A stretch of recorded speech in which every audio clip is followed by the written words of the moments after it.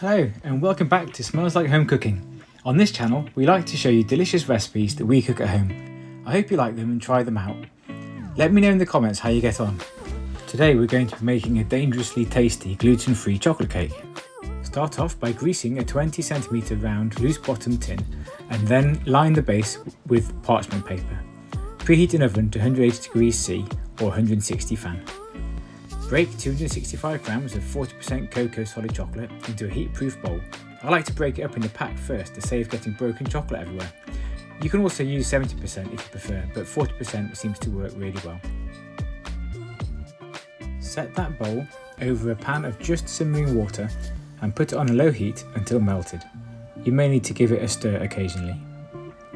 Next, you need to separate 5 medium eggs into 2 clean bowls, making sure not to get any of the yolk into the white.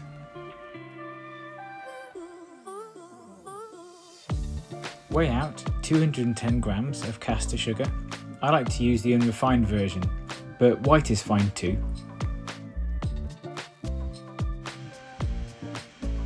Add this sugar to the bowl with the 5 egg yolks together with 1 whole medium egg, and then whisk it using an electric handheld or freestanding mixer like I've got here, until it's thick and pale.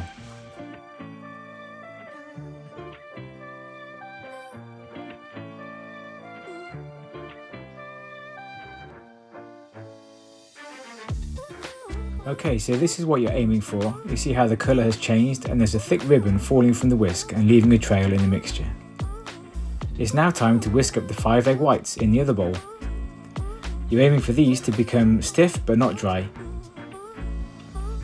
It's now time to bring this all together. We start by adding 150 grams of ground almonds, followed by a tablespoon of the egg whites, and then the melted chocolate, which has been allowed to cool a little so that it doesn't cook the eggs as we add it.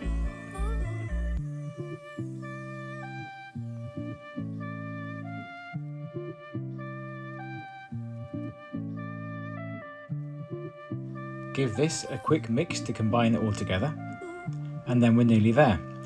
We just have to add the egg whites. Take a large metal spoon and fold in the egg whites to the chocolate mixture, aiming to fully incorporate them while keeping in as much air as possible. Do this by going around the bowl, underneath, and literally folding the mixture over itself. Take your time as you go, and it should end up looking something like this. It's now ready to pour into the tin we prepared earlier and put in the oven that we preheated to 180 degrees C, 160 degrees fan.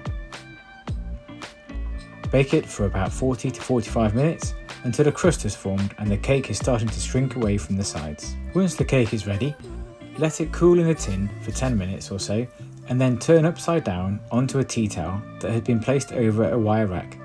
Peel off the parchment and let it cool completely. While cooling, it's time to make the topping. Start by warming 4 spoons of sieved or smooth jam.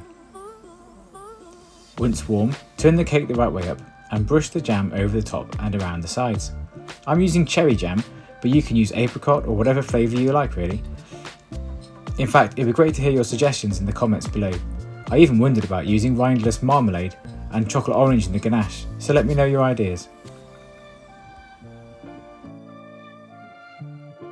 I'm adding 120 ml of double cream to 120 grams of the 40% cocoa solid chocolate, and once again putting that over some just simmering water. As it melts, give it a bit of a stir until it's smooth and glossy. It then needs to cool for a brief period to thicken slightly, but not too much or it will set. Once cooled, pour into the centre of the cake and let it flow to the edges and down the sides. I find a palette knife is really helpful here to help the coating go evenly over the whole cake.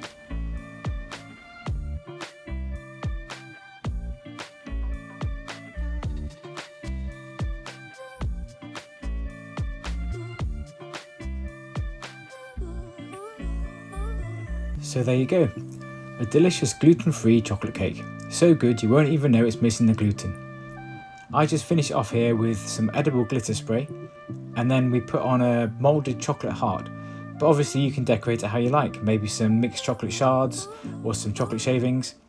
or even some fresh berries to match your jam. If you make this at home, it'd be great to hear in the comments about how you get on and what decorations you tried. Thanks for watching. If you like this video, it'd be great if you could share it and also subscribe if you want to make sure you don't miss the next one. See you then.